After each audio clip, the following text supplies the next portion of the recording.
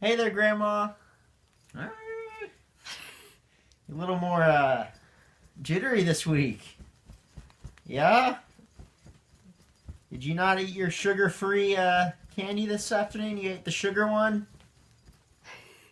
Yeah. Okay, Grandma. You want to know what I learned again this week in school? Don't you want to talk about other stuff?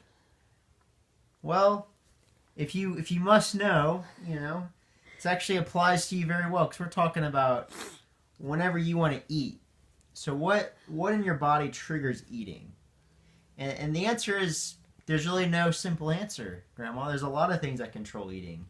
Um, a big thing, maybe we can kind of start with whenever you eat something. So say you eat something, what happens is that food travels down, and as that food gets broken down, your body will release insulin. You've heard of insulin, right? People who, yes, your friend has diabetes, and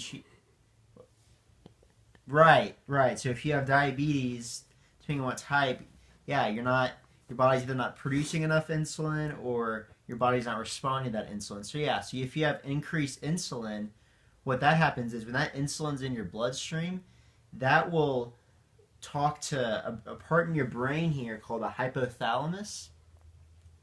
That'll talk to your hypothalamus and it'll cause it to release a certain chemical called CRH.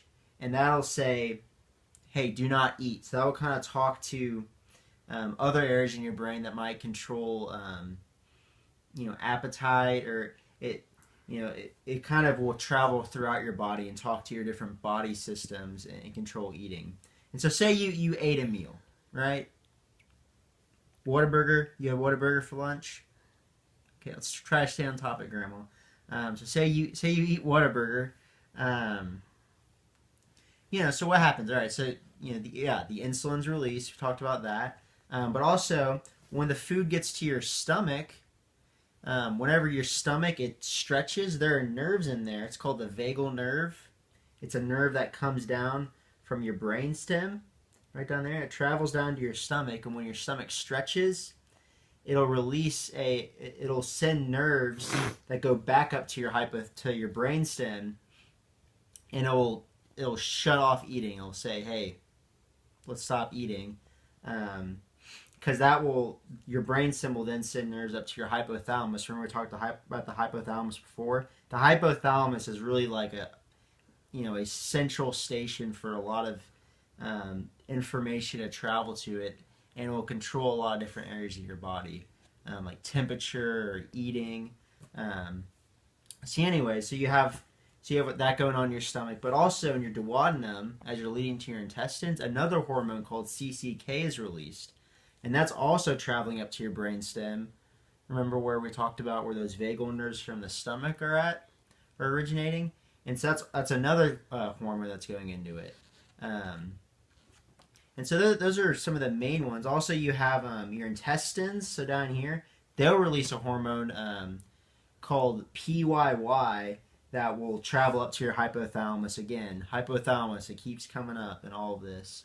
Um, and so, and then you have your fat cells. So whenever, isn't necessarily when you're eating, but, say you're someone who has a lot of weight on you, whenever you're done eating, your fat cells release leptin, and that'll communicate to your hypothalamus and say, hey, we have enough energy in our body. We don't necessarily need to be eating as much. And so say when you're hungry. So say I actually want to eat something. You like eating? Okay. So say whenever you want to eat, your body release this hormone called ghrelin. And so what ghrelin does is it's released by your stomach, and ghrelin will travel up to your hypothalamus, and it will cause it to release a hormone called orexin, and that will you kind of communicate with other areas in your brain. It'll give you that sensation where you want to eat, like maybe your stomach will gurgle, that sort of thing. So, anyways, Grandma, that's kind of part of some of the hormones and whatnot that regulate eating. There's a lot more that goes into it, especially when you kind of get into certain social situations and how your body processes that. So, anyways, hope you have a good day. Let's get you down for your nap, okay? Say bye, Grandma. Bye, Grandma.